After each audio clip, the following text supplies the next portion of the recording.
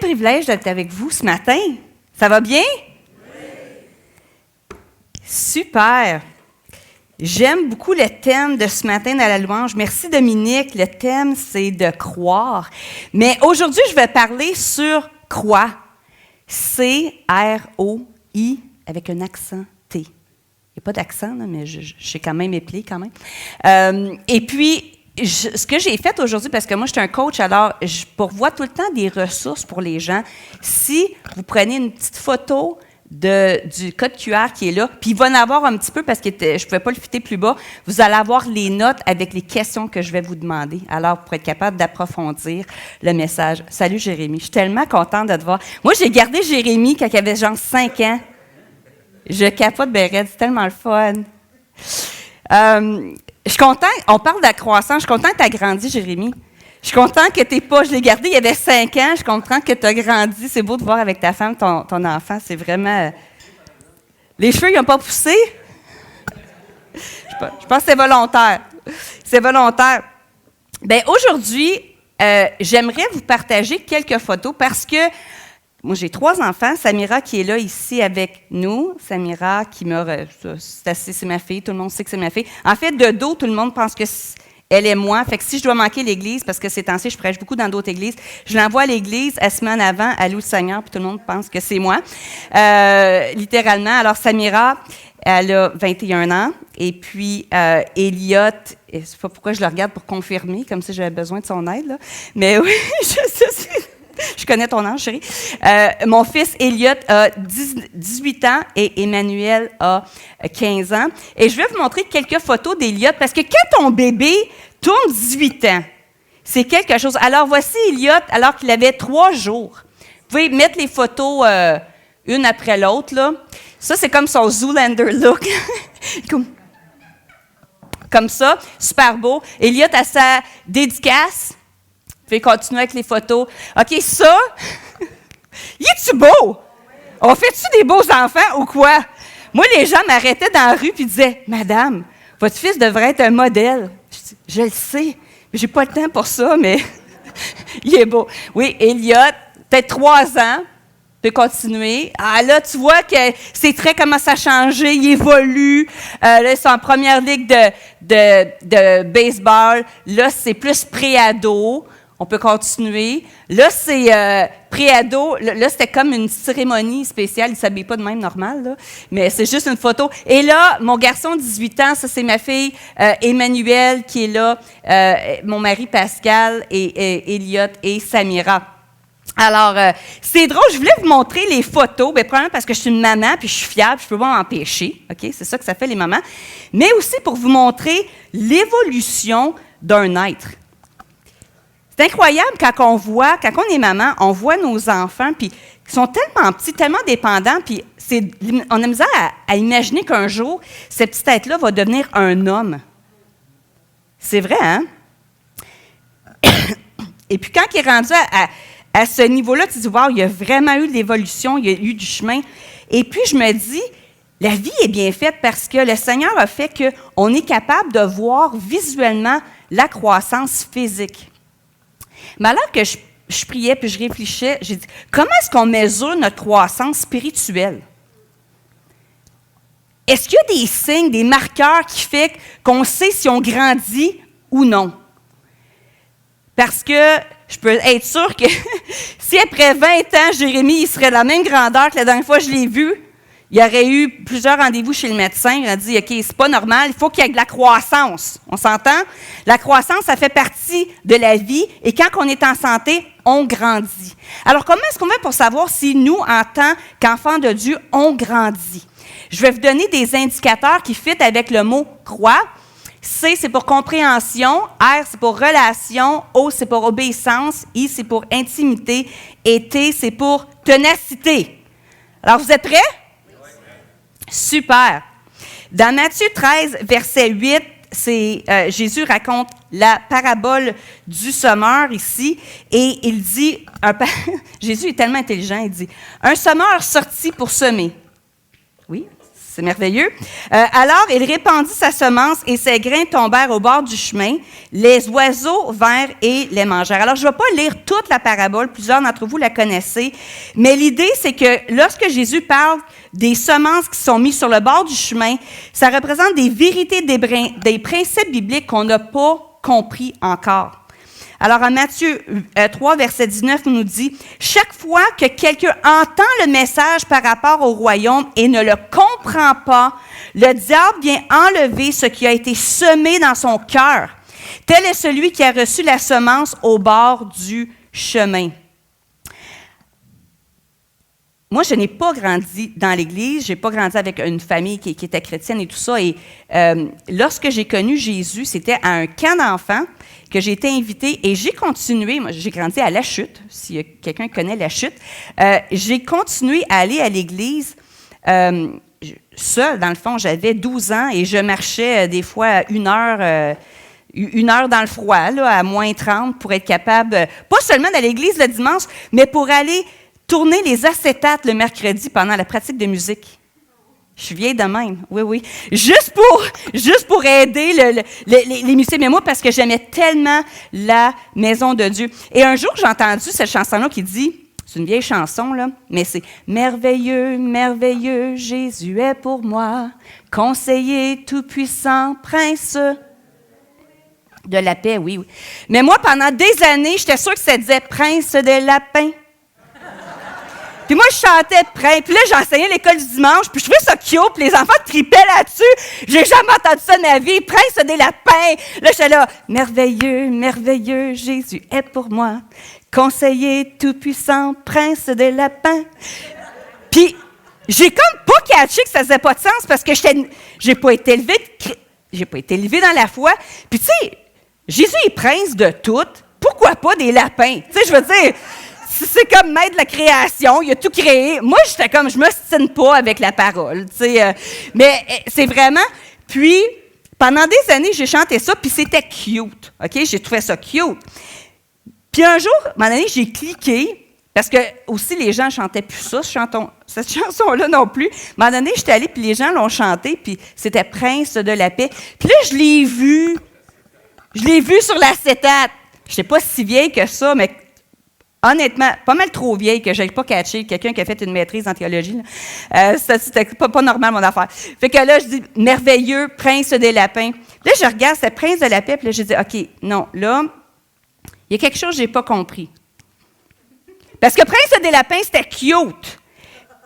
Mais quand ce que j'ai compris, Jésus est le prince de la paix. Prince de la paix. La paix ne provient pas de l'absence de la guerre ou des difficultés, mais ça vient... La paix, c'est une personne. Vous voyez, je l'ai chanté pendant... C'est tellement bon, Dominique, ce que tu disais ce matin, parce que des fois, on chante des choses, il y a des choses qu'on pense comprendre, mais jusqu'à temps qu'on le comprenne pleinement, on ne peut pas le vivre, on ne peut pas vivre la puissance de ce qu'on est en train de chanter ou de lire. À l'intérieur de vous vit le prince de la paix. L'expert en paix, celui que seulement sa présence chasse toute anxiété. Qui il est? Lorsque la présence de Jésus arrive dans ce lieu, les conflits cessent et il est le prince de la paix. Alors, on vit dans un monde déchu, puis on est encore en train de faire un peu de catch-up. Hein? Fait qu'on ne vit pas tout le temps dans cette réalité-là, mais lorsqu'on comprend que Jésus est le prince de la paix, pour moi, ça a changé ma vie. Parce que pendant des années, j'ai toujours aimé beaucoup m'impliquer à l'Église, puis tout ça. Et puis, j'ai tout le temps été une femme quand même occupée et impliquée dans différents projets, différentes choses. Voyager beaucoup pour le district. Mon travail, c'était d'être pasteur pour les pasteurs. Pendant 10 ans, voyager beaucoup, prenais soin des gens, faire des conférences comme ce que Normand faisait avant. Et puis, un jour, j'allais à une conférence où est-ce que je préparais. C'était ça, mon travail. C'était pour faire une conférence à peu près 800 à 1000 préadolescents de 10 à 12 ans. Et puis, toute la nuit, là. Oui, moi, c'était ça mon trip. Et on faisait une retraite comme ça. Les ados, c'est intéressant. Les préados, là, Il faut que ça soit planifié à la minute. Tu leur donnes l'illusion de la liberté, mais sont planifiées. Toutes les activités sont planifiées au bout, au bout. Et puis, je m'en allais dans un des meetings que je dirigeais, et puis j'ai eu un accident d'auto.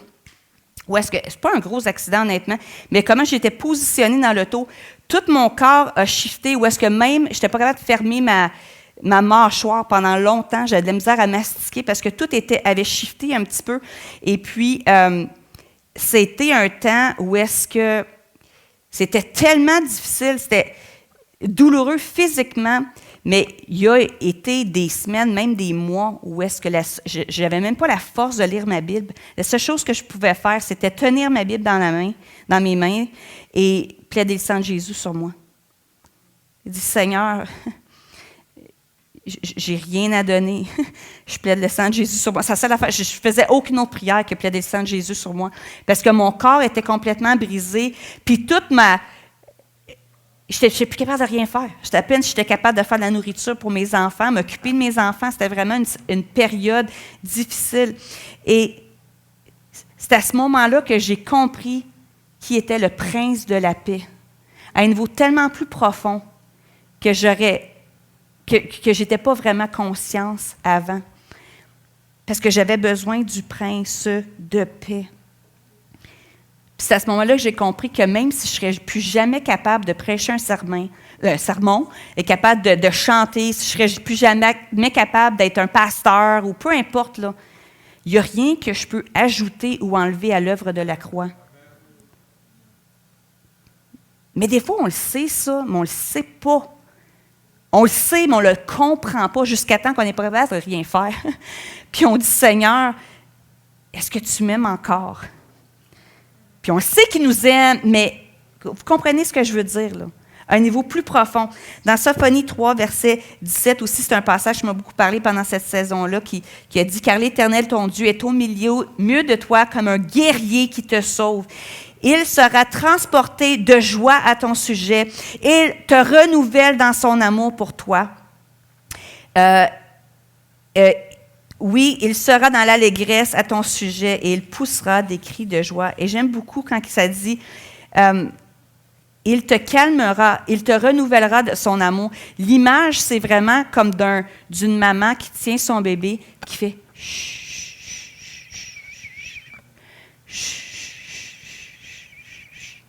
le Seigneur te calmera dans son amour. Il te calmera dans son amour. Il va renouveler son amour. Il te renouvelle dans son amour. Et ça, c'est quelque chose qui est tellement puissant, absolument puissant. On est appelé à grandir dans ce niveau de maturité-là, la compréhension des choses de la foi. En Hébreux 5, versets 12 à 14 nous dit, « En effet, après tout ce temps, vous devriez être les maîtres dans ces choses de Dieu. Or, vous avez de nouveaux besoins qu'on vous enseigne les rudiments de la parole de Dieu. » Alors, Paul, il dit, l'auteur d'Hébreux dit, finalement, vous avez encore du chemin à faire. Vous en êtes venus au point d'avoir besoin non pas de nourriture solide, mais de lait, comme des bébés. Celui qui continue à se nourrir de lait n'a aucune expérience de la parole qui enseigne ce qu'est une vie juste, car c'est encore un bébé. Alors, les adultes, tant qu'à eux, prennent de la nourriture solide. Par la pratique, ils ont exercé leur faculté à distinguer ce qui est bien et ce qui est mal. Alors, aujourd'hui, j'ai des questions pour vous, parce que je suis un coach puis je ne peux pas m'en empêcher. C'est, ai-je grandi et maturé dans ma compréhension et application des vérités bibliques dans la dernière année? Est-ce que vous avez grandi? Je pose certaines questions parce que on le sait physiquement quand on grandit ou quand on grossit, ou on le voit, mais on ne le sait pas tout le temps par rapport à notre maturité spirituelle. Alors, je vous pose cette question-là. Est-ce que vous avez compris des nouvelles choses? Est-ce qu'il y a des choses que quand vous lisez votre parole, vous dites « Wow, je n'avais jamais vu ça avant. » Quel principe ou enseignement ai-je encore de la difficulté à comprendre? Écoutez, ça, c'est le travail d'une vie, OK? Je ne m'attends pas que personne dise « Moi, j'ai tout compris. » Si vous pensez que vous avez tout compris, bien, vous n'avez absolument rien compris. On s'entend? parce que c'est le travail d'une vie de grandir. Mais est-ce que vous connaissez plus la parole que vous la connaissez l'année passée? Est-ce que vous avez, si des choses dans la parole vous dites, moi je ne comprends pas, est-ce que vous sautez juste le chapitre ou continuez ailleurs? Ou vous dites, je ne comprends pas, je vais faire mon petit détective et je vais aller chercher des réponses. Qui peut m'aider à grandir dans cet aspect-là de ma vie?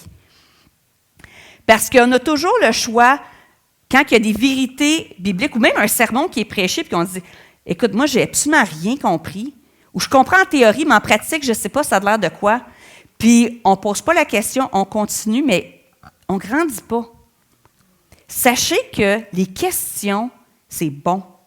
Okay? De questionner. Je me souviens la première fois que ma fille, à 13 ans, m'a dit « Mais maman, comment que je sais que la foi chrétienne, c'est vrai? » Là, j'ai comme une crise de panique. Là.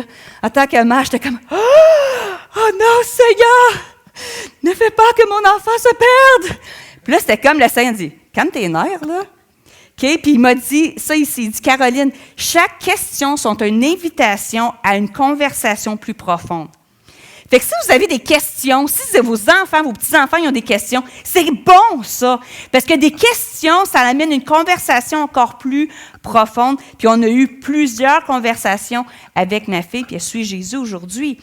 Mais c'est à ce niveau-là, c'est de dire comment est-ce que je peux approfondir ma conversation, même qui peut m'aider à approfondir ma compréhension. Parce qu'il y a des fois, tu dis, bien, tout ce que je pouvais comprendre de par moi-même, là, je l'ai déjà compris. Mais c'est nous à prendre responsabilité radicale de notre croissance, pas attendre que ça arrive tout seul, puis de dire, OK, qu'est-ce que je n'ai pas encore compris ou quelle vérité que je résiste encore? Parce que la vérité, ce que la parole dit, ça ne fait pas avec ma réalité dans ma pratique de vie quotidienne. Alors, comment est-ce que je réconcilie les deux parce que je ne sais pas comment? C'est correct, ça. Alors, ma première question pour évaluer votre niveau de croissance et maturité, c'est est-ce que vous comprenez des choses que vous ne compreniez pas l'année passée? Est-ce que quand vous ne comprenez pas, vous dites, OK, je ne comprends pas, mais c'est important, fait que je vais aller chercher la réponse, au lieu juste de continuer. Puis en passant, Jocelyn, un enseignant extraordinaire, moi, si j'ai des questions, je vais parler à Jocelyn, puis je serais en confiance totale. Alors, premier point, compréhension. Afin que, lorsque les semences sont mises, l'ennemi là, va venir toujours aller chercher ces semences-là. Alors, c'est l'idée, quand il y a des questions, des nouveaux concepts, d'aller dire, OK, Seigneur, comment est-ce que je peux les approfondir? Puis si je ne comprends pas, ou si je n'y crois pas, d'aller devant le Seigneur et de dire, Seigneur, challenge ma foi. Aide-moi à comprendre. Aide-moi à devenir plus comme toi. Alors, premièrement, c'est compréhension. Deuxièmement, c'est les relations. Est-ce qu'on grandit au niveau relationnel? Oh, les pasteurs aiment ça quand on parle de relations, parce que c'est souvent ça qui accroche dans des églises. C'est les relations. Les relations, c'est pas quelque chose que nous avons, c'est qui nous sommes. On est des êtres relationnels, créés à l'image de Dieu qui est trinitaire. Alors Dieu est un Dieu relationnel. Pour cette raison, notre niveau de croissance et maturité spirituelle est étroitement relié à notre niveau de maturité relationnelle. Si on n'est pas capable d'être en relation avec des gens, c'est souvent un signe de notre maturité spirituelle aussi. Ça va ensemble. L'idée de cultiver des bonnes relations avec les autres. J'aime ce que 2 Pierre 1, versets 5 à 7 nous dit. C'est « Pour cette même raison, faites tous vos efforts afin d'ajouter à la foi la qualité morale, à la qualité morale la connaissance, à la connaissance la maîtrise de soi, à la maîtrise de soi la persévérance, à la persévérance la piété et à la piété l'amitié fraternelle et l'amitié fraternelle, l'amour. OK. Est-ce que vous comprenez l'ordre dans lequel c'est comme, là, on voit la persévérance, la maîtrise de soi, un peu quelque chose qui n'est pas facile nécessairement, hein? Mais c'est comme le clou du spectacle, c'est l'amitié fraternelle, puis l'amitié fraternelle, c'est l'amour. C'est vraiment au niveau de la croissance, un niveau d'être capable d'être en relation avec les gens. C'est comme le test ultime de notre maturité spirituelle. C'est pas toujours facile, parce qu'on a différentes personnalités. Et des fois, ça peut accrocher. Mais c'est tellement important parce qu'on est appelé à vivre en harmonie dans nos relations. Puis c'est normal d'avoir des conflits. Mais la maturité relationnelle, c'est d'être capable de se parler malgré les conflits et d'être capable de dire, et des fois chez nous, là, on prend une cuillère de bois, c'est, je ne sais pas pourquoi une cuillère de bois, des fois c'est une spatule, n'importe quoi, un outil de cuisine, puis on dit, OK, évidemment, on ne se comprend pas, je vais le parler, là, c'est à ton tour à parler. Puis je vais arrêter de parler jusqu'à temps que, je ne parlerai pas jusqu'à temps que c'est toi qui as ça dans tes mains. Maintenant, après, OK, tu as fini, après ça, c'est à mon tour. Là, tu n'as pas le droit de parler. On fait ça avec nos adolescents souvent, parce qu'ils ont de la misère et ils s'ostinent. On comprend? Fait que l'idée de la communication. Voici mes questions pour vous. C'est dans mes relations. Est-ce que je suis... Puis là, vous pouvez vous noter de 1 à 5, OK? Est-ce que je suis authentique avec mes relations avec les autres, ou je dis oui, mais dans le fond, je veux dire non, puis je ne suis pas vraiment vrai. Je ne suis pas capable de dire les vraies choses. Est-ce que je suis authentique? Est-ce que je suis honnête? Quand il y a quelque chose qui m'agace, est-ce que je suis capable de le dire avec amour? Est-ce que je pardonne facilement?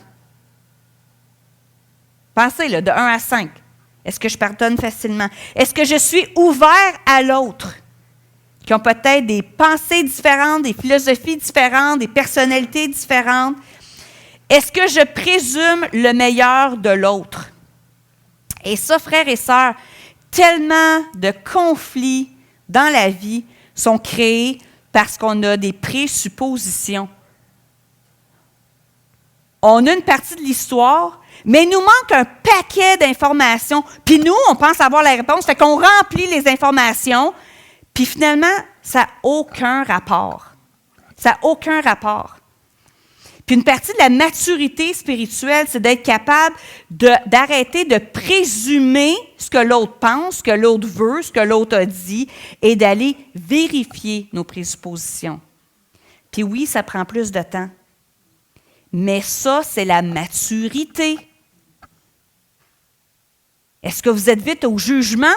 Ou vous êtes capable d'aller vérifier vos présuppositions. La dernière, c'est « J'assume la responsabilité pour mes propres émotions ou actions ». La maturité, ce n'est pas de blâmer les autres tout le temps. Mais c'est d'être capable de dire « OK, moi, ça s'est passé. Je prends ma part de responsabilité puis je suis capable de demander pardon. » Que ce soit au niveau relationnel, avec notre conjoint, avec nos enfants, avec les gens, notre employeur, les gens dans notre église, les gens avec lesquels on sert, c'est est-ce qu'on grandit dans ce niveau relationnel-là? C'est nécessaire. Et savez-vous, s'il y a une réponse là-dedans, on pose la question et tu te dis, ben non, Caroline, moi je suis un gros 0. Mais tu sais quoi? Bravo pour le reconnaître. Puis là, maintenant, tu le sais, puis tu es capable de dire, OK, c'est quoi, Saint-Esprit? Montre-moi, c'est quoi le prochain pas? C'est quoi le prochain pas? Peut-être que c'est juste de poser plus de questions, puis juste dire, qu'est-ce que tu veux dire par là? Aide-moi à comprendre. Il y a beaucoup de tensions relationnelles qui descendraient par dire, je ne suis pas sûre que j'ai bien compris. Aide-moi à comprendre. Alors, compréhension, nos relations, parce que le niveau de nos relations reflète vraiment notre niveau de maturité spirituelle. Et troisièmement, notre niveau d'obéissance. Alors, le mot obéissance en grec, veut dire, une partie veut dire sous, et l'autre, c'est écouter. Alors, l'obéissance, c'est l'idée d'être sous l'autorité de quelqu'un et d'être à l'écoute de ce que cette autorité-là nous dit. Okay? C'est ça, l'obéissance. L'obéissance est la clé pour ouvrir des portes de bénédiction dans vos vies. Comme moi, j'étais bien à Vancouver, là. Je restais à 20 minutes de l'océan. Je voyageais pas mal partout pour prêcher, faire différentes choses. Écoute, j'aimais vraiment ma vie. Et lorsque Dieu nous a appelés à Sherbrooke, j'étais comme, ben, quand mon mari applique, j'étais comme, non, non, ça me tente vraiment pas. Ça me tente vraiment pas. Et puis, vraiment, on a prié, cherché la face de Dieu. On a eu des anciens extraordinaires, des gens à une église qui nous a accueillis, qui nous ont aimés, qui nous ont eux-mêmes voté co-pasteur, que moi, c'était même pas quelque chose que j'avais demandé, même si j'avais été pasteur pendant des années. Je n'avais pas demandé d'être co-pasteur. Et les gens ont choisi, dans leur propre gré, disaient, elle pourrait être pasteur de l'église autant que son mari, fait qu'on va les voter co-pasteur. C'est quelque chose que je n'ai même pas demandé. Alors, Dieu, à travers l'obéissance, a permis tellement de choses dans ma vie. C'était une clé vraiment pour des percées incroyables, même si des fois, ça ne me tentait pas. Alors, 1 Roi, versets 11 et 38 nous dit, « Si tu obéis à tout ce que j'ordonnerai, c'est Dieu qui dit ça, si tu marches dans mes voies et si tu fais ce qui est droit à mes yeux, en observant mes lois et mes commandements, comme l'a fait David, mon serviteur, je serai avec toi, je te bâtirai une maison stable, comme j'en ai bâti une à David, et je te donnerai Israël. » C'est Dieu qui dit ça à son fils Salomon. Alors, ça, pour moi, là, si tu m'obéis, je te bâtirai une maison stable. Parce qu'on peut perdre tout dans la vie, mais la stabilité de notre famille, c'est vraiment le rocher dans lequel on s'appuie. Et je sais que moi, dans ma vie, le Seigneur m'a mis souvent à l'épreuve, il m'a étiré. Et je parle l'idée avec l'obéissance, c'est que parfois, on se sent un peu comme quelqu'un qui va au gym quand ça fait 5 ans que tu n'es pas allé. Là. Tu sais, la première fois, peut-être que vous êtes retourné au gym après la pandémie. Vous dites, pourquoi j'ai des muscles que je ne savais même pas qu'ils existaient? Moi, c'est tout le temps un muscle de fesses qui part. Là. Tu sais, t'exercices comme jamais. J'étais allée faire du pickleball avec mon mari, puis on a fait, puis j'ai fait comme un pas comme ça. Puis là, je me suis comme étiré un muscle de fesses, que c'est comme, je ne savais même pas qu'on a des muscles là. Je n'ai jamais exercé ça de ma vie. Puis là, j'étais comme en douleur. L'obéissance, parfois, là, c'est d'exercer des muscles qu'on n'a jamais exercés avant. Puis on est comme, je ne savais pas que j'avais un muscle là, je ne savais pas que j'avais de la résistance là, je ne savais pas que j'avais de la tension là, puis ça fait vraiment mal. Mais l'idée avec l'obéissance, c'est d'élargir et d'exercer afin que, tu sais, des fois, le Seigneur nous demande quelque chose et c'est comme si on lève un poids de comme 3 livres, là, puis on dit, là, c'est facile. Là, OK, 5 livres, OK, bon, ça va. Hein. 8 livres, OK, 10 livres, 12 livres, 15 livres. Parce que le Seigneur, lui, il veut te former comme un athlète dans le royaume de Dieu. Amen. Afin qu'il puisse t'utiliser de faire des choses que tu n'aurais jamais pensé faire. Alors, l'idée de t'exercer l'obéissance dans les petites choses, c'est que c'est l'obéissance dans les petites choses, mais tu ne peux pas faire les grandes choses. Tu travailles ton niveau de croissance où est-ce que tu vas prendre tes actes d'obéissance et ça va augmenter de plus en plus afin de parfois tester ta foi, mais aussi afin de te permettre de développer cette confiance-là en Dieu et d'élargir ces muscles-là. Et vous savez ce que ça fait quand on s'entraîne, c'est que quand on fait de l'effort physique, il y a une fibre qui se déchire. C'est ça le but. Hein. Dans le fond, quand on s'entraîne, c'est que la fibre musculaire se déchire un peu, pas pleinement, mais il y a une petite déchirure dans le muscle afin que, là, c'est pour ça qu'on dit qu'on prenait des protéines après. Quand on prend les protéines, ça rebâtit et ça crée comme une protection autour du muscle qui est brisé. Puis c'est ça qui fait que tu as des plus gros muscles. Saviez-vous ça? Oui, c'est ça. C'est ça qui fait que vous grandissez, vous êtes capable d'en faire plus. Et parfois, c'est des choses que Dieu nous demande à faire qu'on ne veut pas du tout. Moi, ça a l'air facile là, que je parle en public, puis oui, ça fait des années que je parle en public, mais je me souviens qu'en 2020, Dieu m'avait dit, Caroline, je veux que tu fasses des enseignements en ligne, comme des webinaires en ligne. Vous savez ce que je veux dire, des webinaires en ligne, des enseignements en ligne? Puis moi, j'étais comme, ça me tente vraiment pas, là. Ça me tente pas parce que je me trouve pas bonne. Je me trouve pas bonne en ligne. Tu sais, quand tu es sur un stage, tu es capable de compenser, puis moi, je gesticule beaucoup, ça l'aide. Mais quand tu es tout seul devant une caméra, puis tu parles pendant 1 heure, tu n'as personne pour interagir, puis je me disais, Seigneur, non, ça ne me tente pas. Mais Dieu dit, oui, je trouve que ce serait une bonne idée. Puis moi, je suis pasteur, mais je suis aussi entrepreneur, j'ai une entreprise de coaching. Et puis, une partie d'être entrepreneur, c'est que tu vas en ligne et tu fais des enseignements gratuits, parfois pour te faire connaître. C'est comme ça que j'ai connu certaines personnes, comme Camille, la merveilleuse Camille, des gens comme ça que j'ai connus à travers les réseaux sociaux. Mais Dieu m'a dit, je veux que tu ailles enseigner en ligne, puis je veux que tu le fasses 7 fois. Là, 7 fois, là, tu sais, je ne peux pas en faire une fois. Fait que là, non seulement j'ai fait ça, c'était au mois de janvier 2020, et puis je me suis acheté une caméra. C'était tout mon argent de Noël, tous mes cadeaux de Noël. Je me suis acheté une caméra, je me suis acheté des lumières, un micro pour le son, tout faire le setup. Puis, tu sais, je ne suis pas super technologique. Je ne suis pas super bonne en technologie, mais je me débrouille quand même. Et puis, écoute, Samira, tu étais à la maison dans ce temps-là.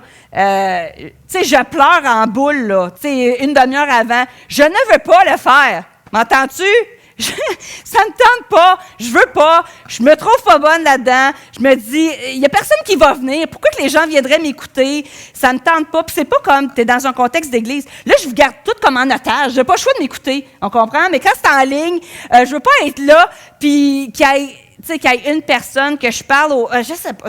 Je voulais pas.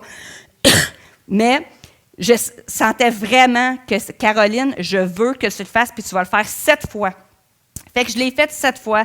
La première fois, j'étais tout seul avec ma meilleure amie, OK, qui était là, qui faisait... Puis finalement, c'est parce que j'avais envoyé le mauvais lien, mais après ça, il y avait eu des gens qui se sont joints un petit peu. Mais j'ai pas aimé ça, OK? Je me trouvais pas hyper bonne, mais j'ai fini par le faire. Puis après la 7e fois, j'étais comme, OK, ouais. Parce que la confiance se fait en le faisant. Souvent, on attend d'être confiant, puis après ça, on dit, bien, si je suis bien confiante, là, je vais le faire. Je vais attendre d'être confiante. Ça ne va jamais arriver, là, OK? La confiance se développe alors qu'on fait quelque chose, quand on prend des actions. Et voilà qu'à la fin du mois de janvier 2020, et je suis allée voyager, j'ai donné des conférences en Alberta et tout ça, mais mon mari, alors que j'étais à Vancouver, en Alberta, après ça à Vancouver, mon mari m'appelle et il dit, écoute, ici c'est tout fermé, tu veux-tu revenir, c'est la pandémie. Puis là, c'est comme, quoi, une pandémie? On mange quoi un hiver, une pandémie? On fait quoi dans une pandémie? On n'a jamais comme vécu ça. Je reviens, mon mari me regarde, il était comme blanc, il dit, Caro, il dit, comment est-ce qu'on prêche en ligne? Hey! Assis-toi, mon homme, je prêche dimanche, il n'y a pas aucun problème. Écoute, c'est à peine, je sais, on a manqué un dimanche, même pas, à peine. Puis le dimanche, là, je prêchais, puis j'étais comme, OK, Seigneur, c'est pour ça que je l'ai... Puis tu m'avais dit, Caroline, fais-le 7 fois pour que quand tu arrives, tu vas être confiante. Bien, c'est ça l'obéissance. Parfois, on fait des choses qu'on dit, je ne comprends même pas pourquoi, Seigneur, tu me demandes de le faire. Ça ne fait aucun sens. Mais savez-vous, quand la pandémie est arrivée, mon studio était déjà installé, puis littéralement, on a pressé. On a... Ça, c'est mes anglicismes dans ma tête. J'ai pesé sur le bouton, on commence, et puis j'étais live et j'ai prêché sans aucun problème, et j'ai prêché beaucoup pendant la pandémie. Alors, mais voyez, le Seigneur m'a préparé, mais je ne le savais pas. Et ça ne me tentait pas, et je ne comprenais pas le but. Puis le Seigneur m'a dit, ma cocotte, c'est pas important que tu comprennes, c'est même pas important que tu sois d'accord, juste fais-le. Fais-le. Fais-le. Arrête de t'ostiner avec moi, juste fais-le. Puis arrête d'avoir peur d'être pas bonne. Puis même si tu n'es pas bonne la première fois, c'est pas grave. Tu sais, souvent, je compare ça à quand mes enfants ils ont commencé à marcher. Tu sais, quand ils marchent, ils font 2 pas puis ils tombent.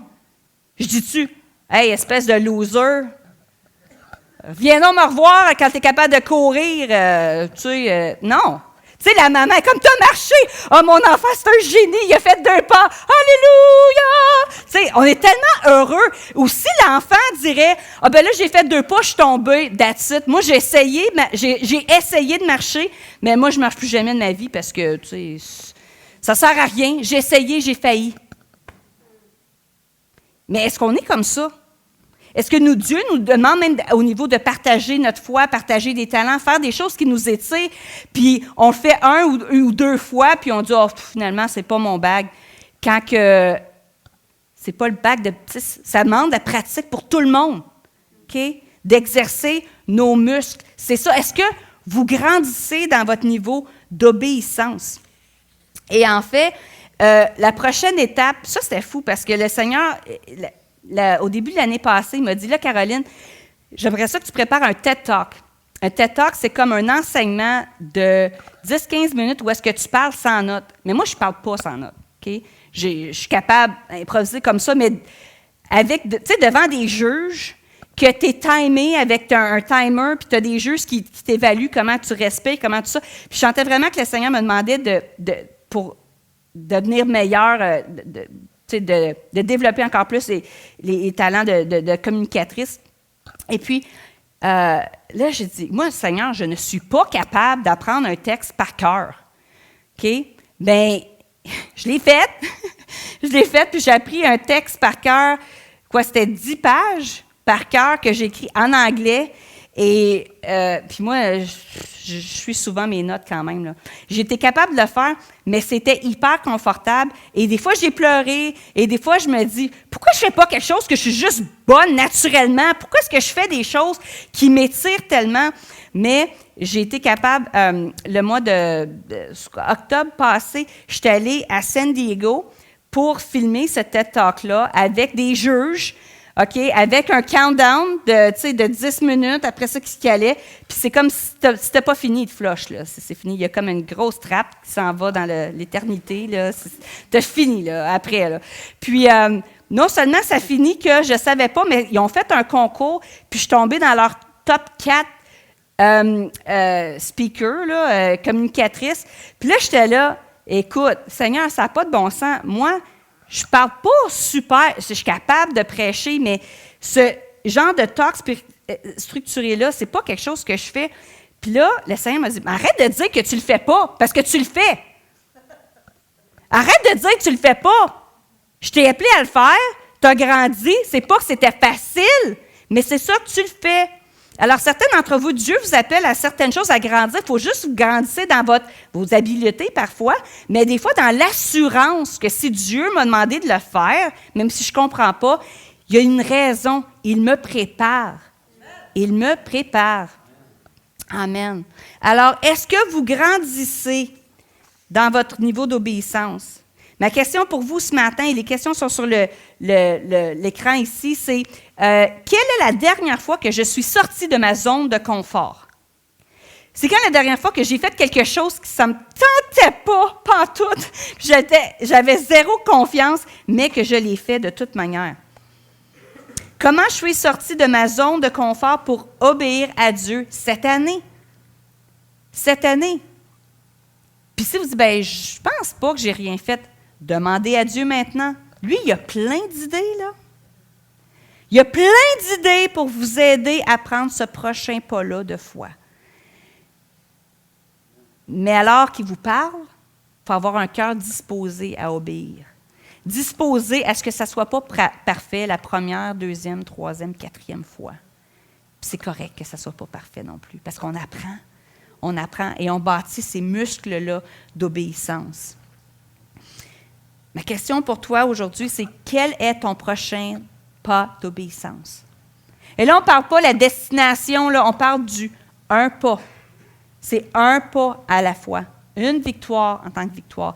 Des fois aussi, on ne le fait pas parce qu'on se compare avec les autres, puis on se dit, ben, tu sais, il y a plein d'autres mondes qui font ça, puis il y en a plein qui le font mieux que moi.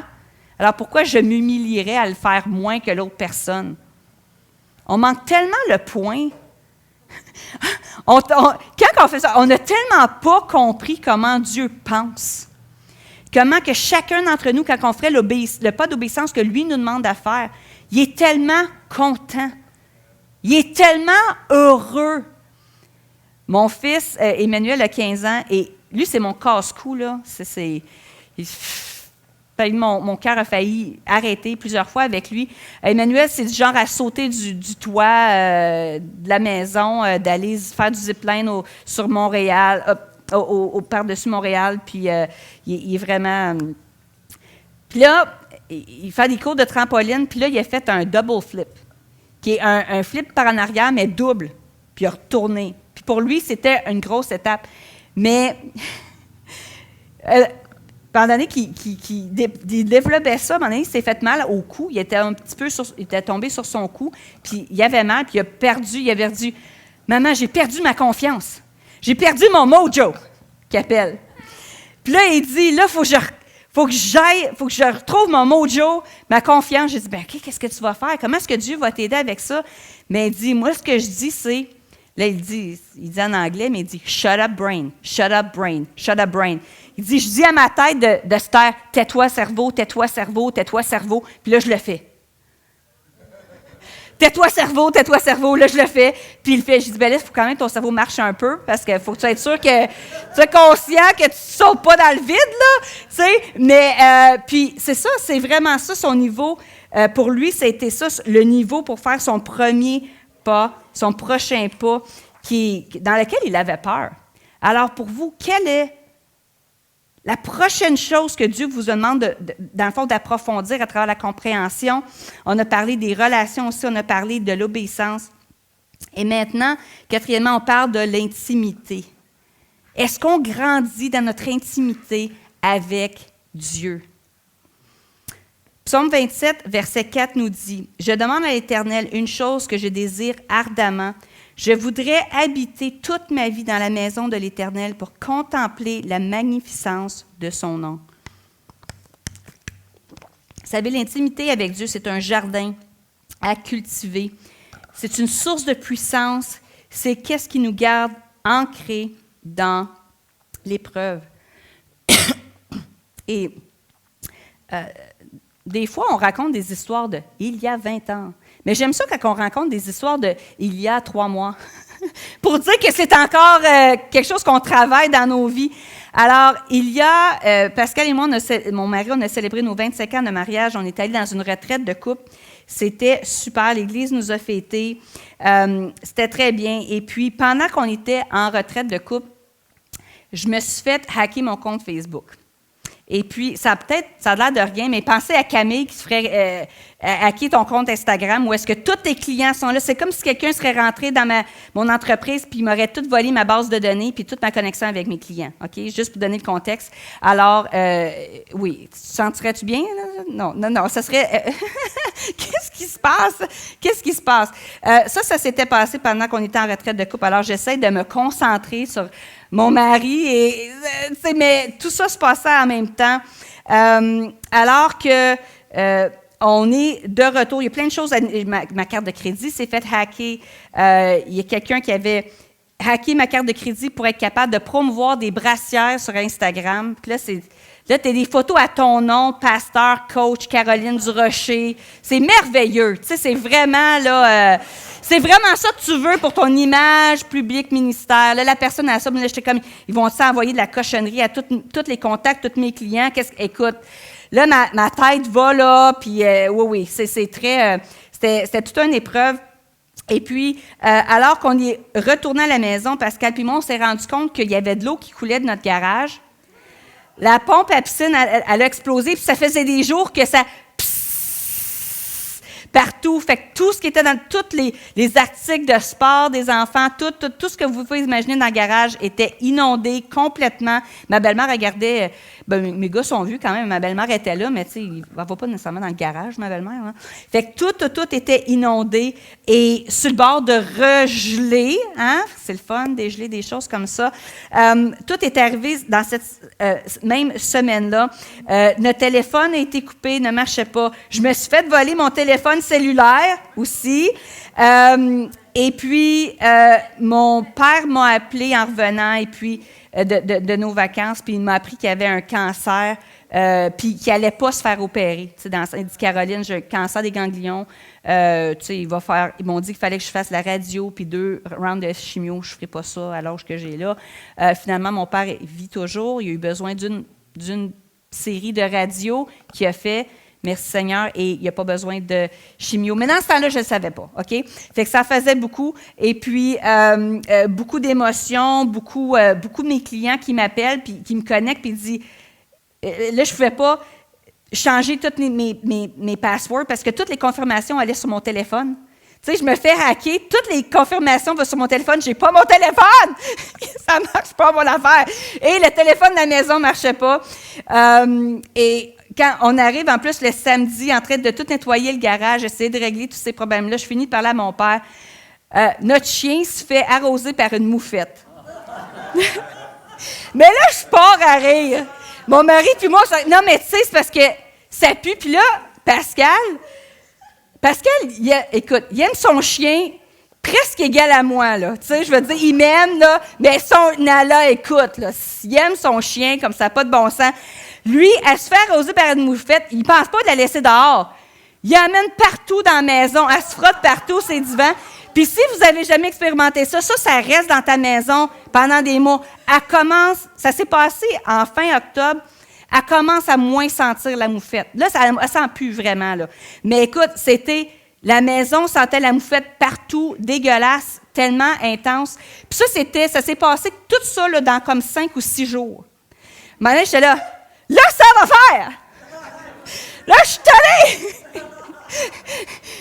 Là, chez moi! Et puis là, on a parlé, j'appelle les gens de l'Église, là, prier pour les pasteurs, tu sais, vraiment, là, on est taqués cette semaine. Mais là, les gens de l'Église, bien intentionnés, pensent qu'on est sur le bord du divorce, parce qu'on sort d'une retraite familiale. Fait que là, il faut appeler, non, on s'aime plus que jamais. Là, il faut gérer ça aussi, parce que les gens pensent qu'on est en chicane ou quelque chose. Non, on n'est pas en chicane. Là, je prêche dimanche, fait que là, j'explique la situation, puis non, on s'aime, on est en amour. Là, il fallait tout... oui. C'était toute une semaine. Et là, j'étais comme tannée.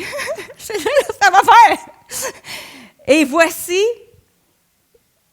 alors que je prenais du temps dans l'intimité avec Jésus, là, je dis, Seigneur, là, écoute, je suis juste plus capable. Là. Ma résilience, là, mon élastique là, va péter bien raide. Là.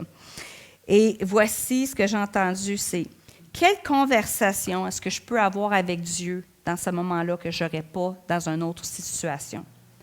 C'est quoi le genre de conversation que Dieu veut avoir avec moi maintenant, dans ce moment ici, après tout ce qui s'est passé cette semaine, que je n'aurais pas eu si toutes ces choses-là se seraient pas passées? Et puis, c'est à ce moment-là que Jacques 4, verset 8 est venu tellement fort que ça dit « Approchez-vous de Dieu et il s'approchera de vous. » Et à ce moment-là, que j'étais... Dans la Bible, il parle que... Il dit « Vous êtes je vais le lire, là. Je vais le lire, être sûr que je lis la bonne affaire. Je suis le cep de la vigne et vous êtes mes serments. Celui qui demeure en moi, en qui je demeure, portera du fruit et du fruit en abondance. Vous ne pouvez rien faire. »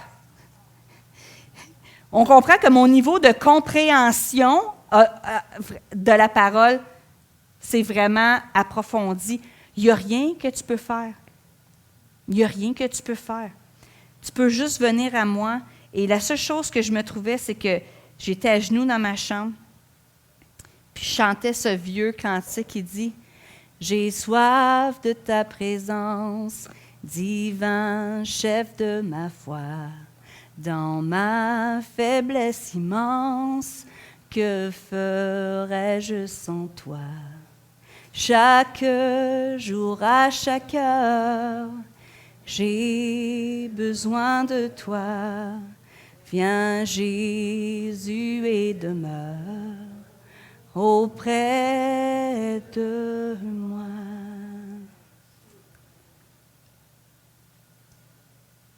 Parfois, c'est la seule chose qu'on peut faire. Puis c'est la meilleure chose qu'on peut faire.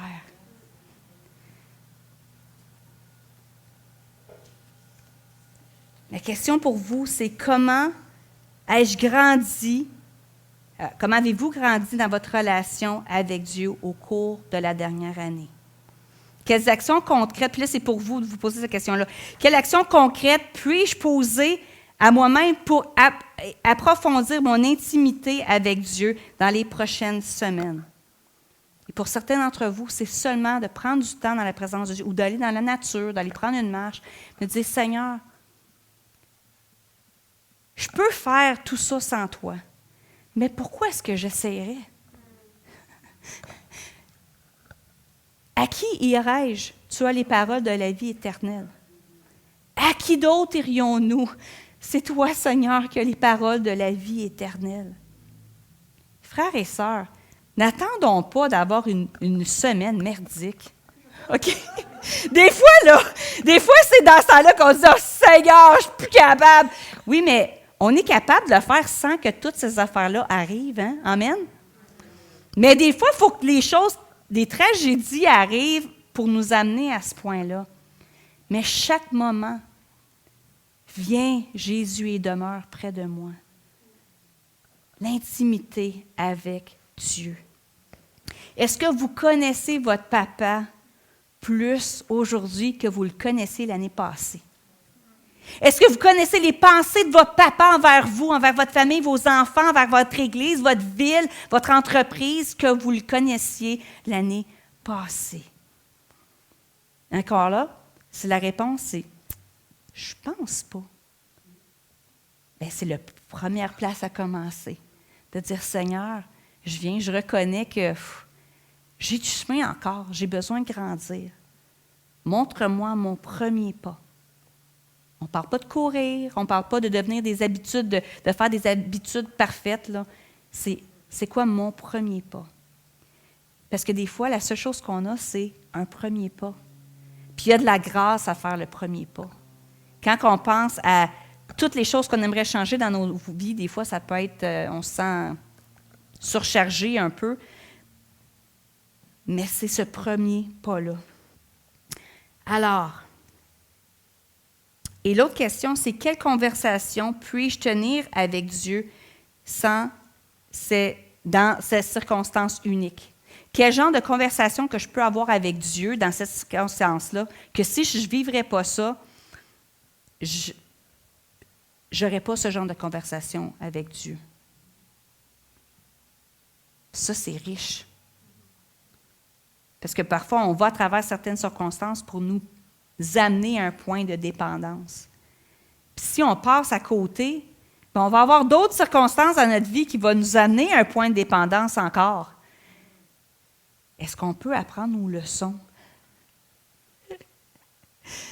Mais papa, le Seigneur, notre papa, il est tellement doux et patient, puis il est correct de se répéter. Mais une partie de la maturité, de maturité, d'être trouvés comme des êtres, des enfants de Dieu matures, c'est d'écouter et d'appliquer. Et d'écouter et d'appliquer, d'implémenter dans notre vie. Alors, pour mesurer notre croissance spirituelle, on a parlé de la compréhension, des relations, de l'obéissance, l'intimité. Et maintenant, j'aimerais parler de la ténacité. Jocelyn, tu sais que je t'aime beaucoup. Jocelyn était ancien à notre église, alors il était sur l'équipe comme pastorale avec nous. Et puis, il était là avec nous quand on a été votés. Il a fait les entrevues et à travers tout ça. Et je me souviens, le dernier sermon que tu avais fait à notre église, Jocelyn, et tu parlais avec toute la situation avec France, là, qui se passait, sa santé et tout ça. Et on la voyait dépérir, puis la santé allait moins bien, puis sa mémoire, puis tout ça. Puis je me souviens, tu avais dit quelque chose, tu avais dit, là, en tant qu'enfant de Dieu, il faut se faire les dents. Il faut se faire les dents. Ça sonne comme toi, tu trouves-tu un peu? Il faut se faire les dents, OK? En tant qu'enfant, pour grandir dans la maturité, à un moment donné, des fois, on croit Dieu dans les choses plus faciles, mais il faut croire Dieu quand même et persévérer et mettre toute notre foi en lui, même dans des choses plus difficiles. Il parlait de la ténacité. La ténacité dans l'épreuve, dans des choses difficiles. Dans Jacques 1, versets 2 à 4 nous dit, « Mes frères et mes sœurs, quand vous passez par toutes sortes d'épreuves, considérez-vous comme heureux, car vous le savez, la mise à l'épreuve de votre foi produit l'endurance. mais il faut que votre endurance aille jusqu'au bout. Ah, ça, je l'aime moins.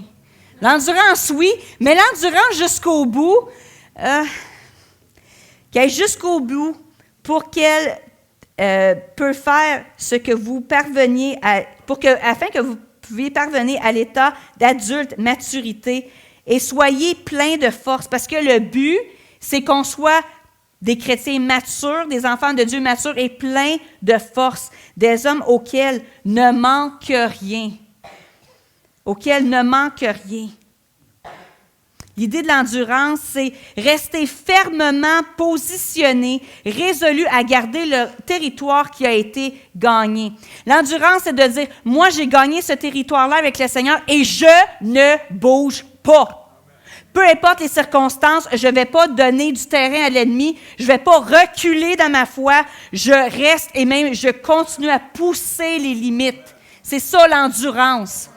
Et j'aimerais ça que la Bible dirait pas qu'il faut que votre endurance soit testée jusqu'à la fin, mais c'est ça que la Bible dit. Et en fait, lorsque Jésus envoie ses disciples et il dit « Soyez, allez par toutes les nations », vous serez mes témoins, tu sais, dans Acte 1, verset 8, il dit, « Vous serez alors mes témoins à Jérusalem, dans toute la Judée et la Samarie, et jusqu'aux extrémités de la terre. » Le terme témoin, est-ce que vous saviez que le mot témoin, ça ne veut pas juste dire des gens qui vont partager leur foi, mais ça veut dire aussi des martyrs. Les gens savaient très bien, les apôtres savaient que lorsque Jésus disait « Vous serez mes témoins », ils savaient dans quoi ils s'embarquaient. Vous ne serez pas seulement un témoin, puis vous allez parler devant les gens, vous allez mener les gens à Jésus, mais vous serez mes martyrs. Ça fait comme partie de la game. En fait, mais parfois, on dit, bien, je suis Jésus, ça devrait être facile. L'endurance, la persévérance. Un synonyme, c'est constant, inébranlable, qui demeure en puissance, un refus d'abandonner. On parle de la ténacité, parfois dans un temps d'oppression, mais aussi, j'aimerais vous partager une histoire qui est très chère à mon cœur. Il y a des années, un pasteur portait dans son cœur le rêve de bâtir un camp pentecôtiste au Québec. Ça n'existait pas du tout dans ce temps-là. C'était du jamais vu. Voilà qu'un homme du nom de Louis Tassé donna aux Assemblées Pentecôtes du Canada un terrain en face de sa résidence de personnes âgées dans les Laurentides. Le rêve avait maintenant un ancrage. Il y a un pasteur du Québec qui a eu à cœur, il y avait vraiment ce rêve-là d'avoir un camp où est-ce que des enfants, des adolescents, des familles partout à travers le Québec puissent venir se ressourcer et grandir dans leur foi. Et ce pasteur-là a mobilisé une équipe composée de membres différents, des membres de sa famille élargie et de son fils, aidé de son fils qui avait seulement 12 ans à l'époque. Alors, ensemble, ils ont ils bûchèrent et défrichèrent le site. Il faut comprendre que dans ce temps-là, ça se passait comme ça, là. Abattant, pelant et sciant eux-mêmes les arbres qui servirent à la construction de la chapelle. C'est longtemps, là. Tu coupes l'arbre de toi-même, tu pelles l'arbre. Qui a déjà pelé un arbre ici? Oui, monsieur, vous êtes mon héros. Peler l'arbre. Écoute, c'est quelque chose de faire, de défricher, scier le bois eux-mêmes pour créer la chapelle. Ils ont converti la grange en dortoir et ils ont bâti une salle à manger et des cabines. Et dans les années qui suivaient, des milliers d'enfants, d'adolescents, de familles, ils ont expérimenté le salut en Jésus, ils ont été baptisés du Saint-Esprit, il y a une action puissante qui s'est passée, et c'est ainsi que le camp Montfort a vu le jour. Avez-vous déjà entendu du camp Montfort? Parler du camp Montfort, oui. Et c'est assez incroyable. Alors, l'ouvrier visionnaire était Roland Bergeron. Roland Bergeron, ainsi que son fils aîné, Pierre Bergeron. Le petit garçon qui avait 12 ans, qui a aidé son papa, c'était Pierre Bergeron. Et c'est dans cette même chapelle qu'à l'âge de 12 ans, moi, j'avançais à l'autel, à la fin d'un message de Luc Gingras, j'avançais à l'appel pour donner ma vie à Jésus. Roland n'aurait jamais pu imaginer que la mère de ses arrière-petits-enfants allait non seulement recevoir son appel à suivre Jésus, mais son appel au ministère dans une bâtisse qu'il a créée. La perspective spirituelle, frères et sœurs, c'est incroyable. Quand cette église-là a été bâtie, mon mari devait avoir genre 2 ans. Et ce que Pierre faisait, mon beau-père, c'est qu'il prêchait à une salle vide pendant à peu près 6 mois. Il prêchait une salle vide. C'était ma belle-mère. Mais ma belle-mère a de la jasette, là. Fait que je suis sûre qu'il ne s'ennuie pas quand même, là. Puis elle est très rétroactive. Tu parles, puis des fois, elle te corrige pendant que tu prêches, ou elle t'affirme, ou... tu sais, elle est très rétroactive, ma belle-mère. Elle s'en vient à notre église. On a bien hâte de ça. Mais mon mari, qui a maintenant plus âgé, mais qui avait 2 ans à ce moment-là, que mon beau-père, pendant des années, à Joliette, prêchait à sa femme et ses enfants, et il mettait des speakers à l'extérieur, puis finalement, après 6 mois, il y a quelqu'un qui est rentré et qui a donné sa vie à Jésus. On parle de la... Es-tu ici? Oui. Je pense que c'est Marcel, là, je suis pas sûr, là. Non. Mais écoutez, cette histoire-là, c'est incroyable, parce qu'aujourd'hui, je suis là, en train de partager la parole dans cette église-là où est-ce que mon mari avait seulement 2 ans, avec l'arrière-petite-fille de Roland. La ténacité, mes frères et mes sœurs, c'est d'avoir une perspective. Je disais aux femmes hier, il y a comme 2 histoires dans nos vies. Il y a l'histoire où est-ce que quand tu as des jeunes enfants, moi j'ai 3 enfants en bas de 5 ans, j'en ai changé des couches. Là. Tu sais, à un moment donné, tu es tanné, tu ne dors pas la nuit, puis on dirait que tu ne dors pas pendant 10 ans, puis c'est ça. Et puis, tu as la vie. Des fois, on va travailler, puis on ne voit pas le but de Dieu dans notre vie. On ne voit pas comment Dieu nous fait grandir et évoluer. Parce que c'est comme la routine quotidienne. On pourvoit aux besoins, on va porter les enfants, on fait ci, on fait ça. Et puis, mais Dieu, lui, il a une perspective surnaturelle. Puis c'est ça son histoire. Il est en train d'écrire son histoire, l'histoire de notre vie, de notre lignée spirituelle. Et ça, cette histoire, c'est cette perspective-là qui est beaucoup plus haute que ce que nous, on voit. Est-ce que vous pensez que Roland, quand il est en train, ou Pierre de 12 ans, quand il est en train de peler le bois, puis il devait chialer un peu, comme mon beau-père, c'est pas un chialeux, mais j'imagine, à un moment donné, à 12 ans, il doit être tanné, là, tu sais, qu'il n'aurait pas pensé que la mère de mes petits-enfants va donner sa vie à Jésus dans ce bâtiment-là. C'est incroyable. C'est incroyable. Et j'espère que ça vous encourage aujourd'hui. Imaginez-vous une corde. Si j'aurais une corde, je voulais amener une corde, mais je n'ai pas été capable d'aller chercher la corde. Mais imaginez-vous une corde qui irait du bout du sanctuaire là, jusqu'ici. Et qu'on dirait, cette corde-là, tellement grande, on dit, c'est ta vie. Mais on imagine, elle dit, OK, ça c'est ma naissance, après ça, ça c'est quand j'ai appris à faire du vélo, ça c'est quand que je me suis mariée, j'ai eu des enfants, j'ai évolué. On voit notre vie comme ça, hein? C'est comme si tout, avec le début et la fin. Mais dans le fond, notre vie, c'est comme si je prendrais cette corde-là, puis je mettrais un petit morceau de tape au bout, puis je dirais, ça, c'est ma vie sur la terre. Puis tout le reste, c'est l'éternité.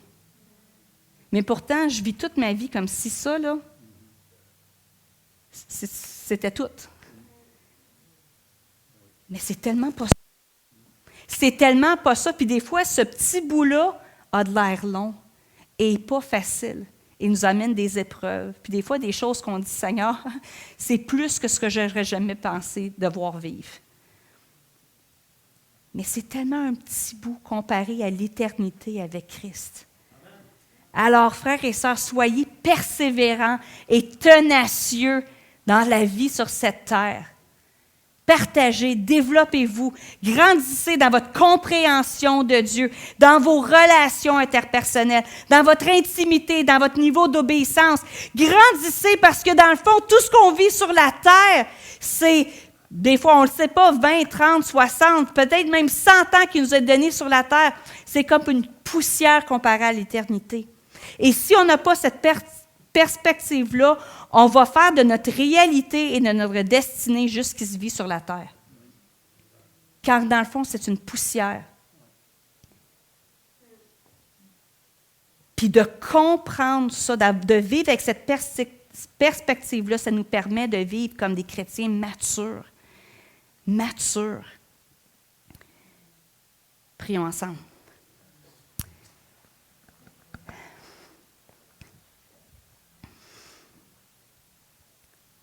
Seigneur, je te remercie pour ta présence dans ce lieu. Merci parce que tu es en nous, avec nous et pour nous. Merci parce que tu nous appelles à grandir et à être des êtres, des chrétiens matures qui t'aiment, qui te servent, Seigneur. Merci parce qu'on a été créés pour la croissance. Parce que quand on est en santé, on grandit. Et s'il y a des parties de nous qui ne grandissent pas pendant une longue période, c'est comme si notre âme est atrophiée, parce qu'on est fait pour grandir. Alors aujourd'hui, Seigneur, montre-nous s'il y a des vérités de la Bible, même des choses qu'on a refusé à croire, et aujourd'hui, tu nous ouvres l'esprit pour être prêt à revisiter ces concepts-là. Montre-nous, Saint-Esprit, qu'est-ce qu'on n'a pas compris. Mais parce qu'on n'a pas compris, on ne peut pas saisir la puissance de cette parole-là. Et aide-nous d'avoir le courage d'aller chercher de l'aide parfois, d'autres personnes autour de nous qui peuvent nous aider à approfondir ces concepts-là. Seigneur, dans nos relations, merci de nous aider à grandir comme des chrétiens matures, qui n'est pas rempli de présuppositions, mais qui assument le meilleur des autres, qui présument le meilleur des autres et qui vraiment déversent, qui nous permettent d'être des agents de paix dans nos relations autour de nous, Seigneur. Seigneur, pour les actes d'obéissance, montre-nous, chacun d'entre nous, quel est notre prochain pas d'obéissance, Seigneur. Montre-nous. Et quand tu nous le montres, qu'on puisse être courageux, être vite à obéir, Seigneur, qu'on ne soit pas comme des enfants qui ont besoin de se faire dire 20, 30, 100 fois, qui exaspèrent les parents. Seigneur, on va être des enfants obéissants devant toi. Merci, Seigneur. Et Seigneur, aujourd'hui, on vient devant toi pour approfondir notre intimité. On reconnaît qu'on a besoin de toi, Jésus. On a besoin de toi et on veut être plus près de toi. Et alors que toutes les mains sont fermées, si vous désirez que le Seigneur y augmente votre niveau de ténacité, levez la main présentement dans ce lieu. Votre perspective spirituelle et votre ténacité, votre capacité de tenir ferme dans l'épreuve, votre capacité d'avoir une perspective éternelle.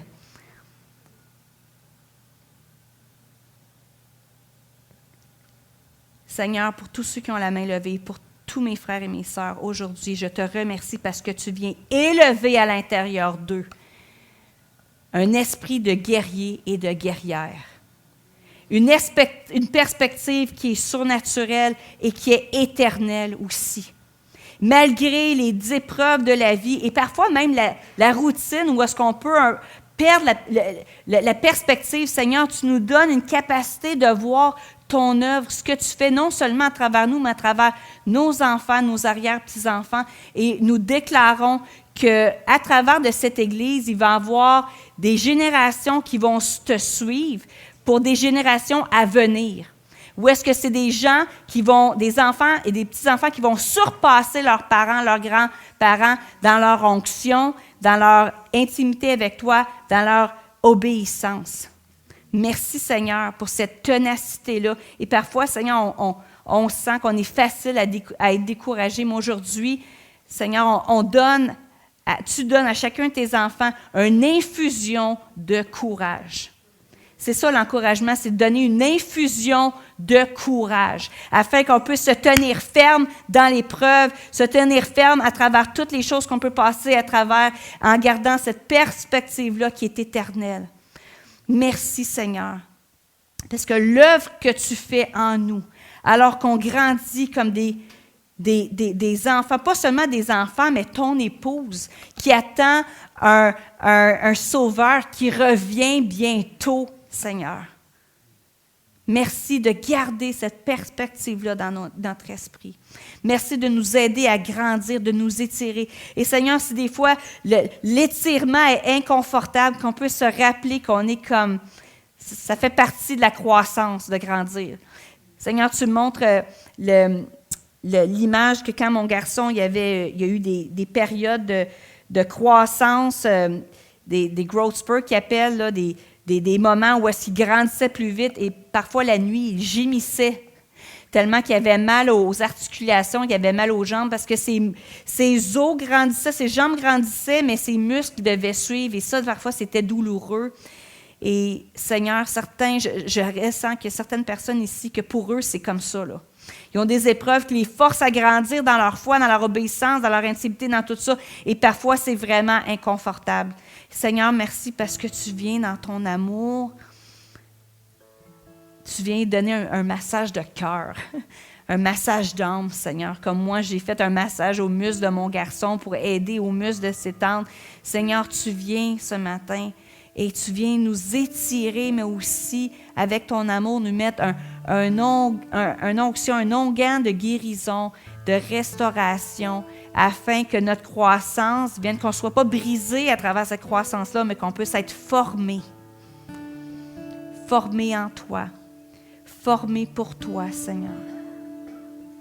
Merci, Seigneur, parce que tu es en nous, avec nous et pour nous.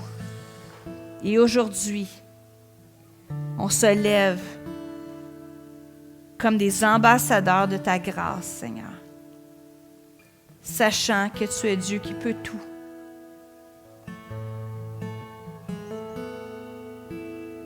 Et Seigneur, alors que plusieurs se cachent quand le danger arrive ou quand des situations difficiles arrivent, Seigneur, tu nous appelles à nous tenir debout, fermes, résolus, et de mettre notre foi complète dans le Dieu de victoire. Un Dieu qui peut tout. Un Dieu qui peut nous donner la perspective dont on a besoin, qui est nécessaire pour avancer et pour grandir.